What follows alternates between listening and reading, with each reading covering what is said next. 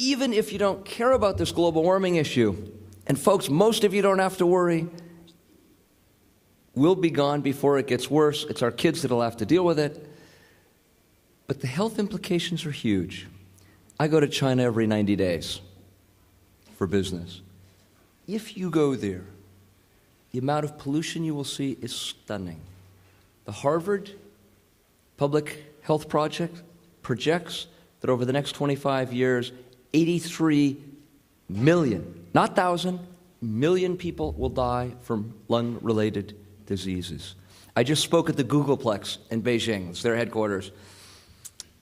And on that very day in the China Daily News, it had published the new fact that by merely living in the city of Beijing was the equivalent of smoking 52 cigarettes a day. So for every man, woman, child, new babies, you start life with a 2.5 pack a day cigarette habit.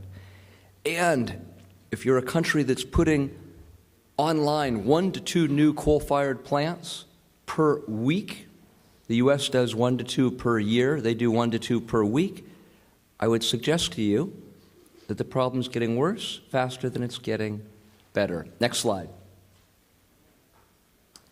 Which brings us to this. How many of you recognize this city? Los Angeles, the city I was born in. And we did something stunning here. Literally, most of my adult life, this was the most polluted city in the United States. But in the late 70s, Californians stood up, did something unique had never been done. We passed something called catalytic converter legislation. We required that Detroit make cleaner cars. And people said it's too expensive, it's a job killer, all the things you've heard before. But guess what? Because of California's sheer market power, within a decade, every state in the country had followed suit. Within 20 years, every country on the planet had instigated the same laws California had. We forced the world's automakers to make cleaner cars. And for literally 25 years consecutively, the air quality in Los Angeles got better, better, better, better. We don't realize this. Until 2003, and then something started to happen. Next slide. It began to get more polluted again. Why? The growth of Asia. China in particular, but also Indonesia, India. Today, 25% of the pollution in Los Angeles comes from Asia. And the whole point here is this is no longer an Asian problem. This is a global problem. We're facing it here. The numbers of lung-related deaths will start to go up in LA County, Orange County. We're already seeing data from the Inland Empire. We need to pay attention. Next slide. The good news is California's been a global leader. I've already talked to you about catalytic converter legislation. Next slide. But we're doing it in other areas. We passed AB 32, which made California the global leader in reducing carbon emissions. And I will tell you, I was at the international conference in Copenhagen, and people were upset the Chinese weren't doing more, and they were upset that the U.S. wasn't doing more. And who was the star of Copenhagen? Arnold, Republican governor from California, because he understands this basic concept. This is not a Republican or Democratic issue. This is not a job-killing bill. It's creating thousands of jobs already. You saw it out front. We just saw an IPO for Tesla, the first new car company to go public in America in a half century. And where are they manufacturing? In the most job-friendly place in the country, California. Next slide. We continue to do things to be a global policy leader. Next slide. And there's good news coming. We are literally spending, and look at this slide here. This is how much money that's being invested in clean tech from the venture capital community to find new entrepreneurs, give them a chance to start the companies of the future. In 2002, I was state controller. We had this wild idea, a radical concept, to put just a small piece of our pension funds into clean technology investing. In 2002, clean tech investing was an asterisk, barely 1%. But we gave credibility to this entire industry. Look what's happened in the last 8 years. Clean technology, venture investing, has passed software. It is past life sciences. It is past information technology. This is now the largest venture segment in the planet. And we're not doing this, folks, to be nice people. We're doing this to make money. We expect to get the largest returns in the world from clean tech. This is a booming industry that's changing the global economy. And I want to make a call out to all of you right now. There has never been a better time to be an entrepreneur. If you have a business plan, bring them to me or to Sail Ventures or others. There has never been a better time to be an entrepreneur. Next slide. And the good news is these companies are making money. These are big companies. Tesla went public. It's already delivered hundreds of millions of dollars of cars. It carries a market cap of $2 billion. And it's not only making and selling cars, it's providing the batteries to firms like Toyota and Daimler. These are not baby companies. They've been around for a while, but they've all come to Tesla to said, we cannot figure out how to make batteries as well as you are. Will you make them for us? This is a booming business. SunPower, billion-dollar solar company in San Jose. First Solar in Arizona, a market cap of close to $10 billion. This is the job growth of the future.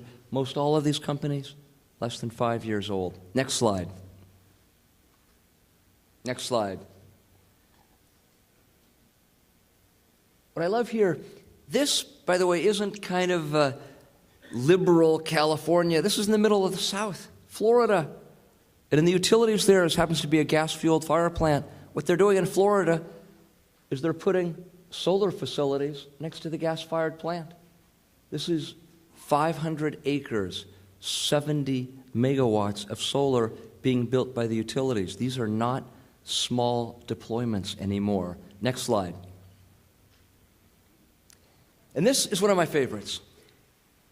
Wind back in time 36 months. The largest solar installation in the United States on a company rooftop is at Google, the internet company. The founders just happen to be progressive people that are concerned about the planet, and they said, by God, how much solar can you stick onto our rooftop? And they put 1 megawatt on the rooftop. It was a big deal, the biggest in the United States. 36 months later, look at some of this. Egypt, 220 megawatts, 220 times what the largest was in the United States. Peru, $1 billion investments to build 162 megawatts. China, 2 gigawatts, that's 2,000 megawatts. Because the cost of solar is going down like this, it has essentially reached grid parity in most of the planet. And people in every corner of the world, from Peru to Egypt to China to here, are moving solar fast. Next slide. Folks, and even the Pope has put solar on the roof, folks. It's happening everywhere. We do not want to lose this race. I mean, good God, if they're even slapping it on the Vatican, we need to pick it up a notch. Next slide. In Orange County, at the forefront. Quantum, making components for the fuel-efficient vehicles in the future. Blue Fire, leading biofuels producer. Flex Energy, one of the fastest-growing companies in the state of California today. And Fisker, re-engineering the cars of the future. You are literally writing the next chapter in the nation's energy future right here, right now. Let me come to the last slide. I'm going to tell you a story here. In the 14th century, some of you may have heard this, on every coin in Spain, it would say, ni plus ultra. And it means there is no more beyond. It meant once you sail outside of the Straits of Gibraltar, that was the end of human awareness, human understanding. And then, all of a sudden, Vasco da Gama Magellan, Columbus, they all go out the Straits of Magellan, and they're expecting either not to be heard from again or just to, get to the edge and come back. But they come back with a different story. There is an entire new world out there. I'm here to tell you that our entire lives, we've been told there is no economic growth without addiction to carbon fuels, that the economy moves in lockstep with how much oil and coal you use. We found out 5 years ago, with California being the first place on the planet to unhook from that relationship. You can grow all you want as long as you see the future and move to alternative energy sources. In Spain, they did something interesting. They redid all the coins. So for every young person in the realm, the coin said, plus ultra. It was a reminder, there is a whole new world out there. You in Orange County are helping to discover this whole new world. People will make untold riches, like First Solar, a $10 billion company.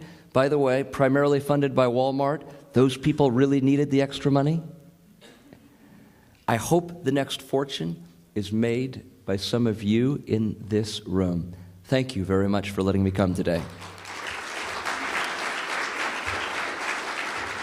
Now, they said if I went quickly, there might be time for a question or two. Yeah, actually, we've got time for plenty of questions. So we've got microphones set up in the aisle in the middle. Why don't I start with the first question, though, Steve? I've seen government statistics that say that the U.S. government predicts that renewable energy will supply only 15% of the world's energy supply 20 years from now. That seems to me to be really low and really conservative, I think. And what I like to say is, if you would ask the U.S. government to estimate what percentage of the U.S. population would have handheld wireless access 20 years ago, by 2010, they probably wouldn't have been able to estimate that. What are your views on what we're going to see in terms of the pace of technological growth, and do you think that 15% is an unnecessarily conservative estimate? This question comes up all the time. I really appreciate you asking that. People say, good God, we love this solar stuff. It's never going to be more than a percentage or two. That is why I showed you this slide. The amount of solar in the U.S. and in China and most other countries looks the same. It looks like that. And the reason is, people aren't doing this out of the goodness of their heart. They're doing it because the cost of solar is going down. The free market works as quickly and as rapidly as it ever did. And you're exactly right. You mentioned cell phones. I love this because they've just come out with the new Michael Douglas movie on Wall Street. You may remember the guy in the original one held this thing. It was a cell phone. Looked like a brick. They cost $3,000. And people said, my God, who's ever going to buy these things? Even if the price goes down 33% to $2,000, I don't think anybody's going to buy them. Well, the price went down to about $100 within 3 years, and now you can get them for free. And what's truly stunning is there are more cell phones in India than the U.S. There's almost 3x more cell phones in China than the U.S. Ubiquitous. The same is happening with solar, and I will tell you the same is happening with electric vehicles. By the way, don't take my word as a Silicon Valley venture capitalist. Look at 79-year-old Warren Buffett sitting in Omaha, Nebraska.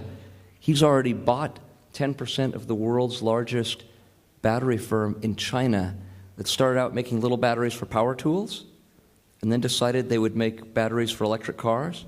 Now they're making the entire car. And they've just opened offices in LA.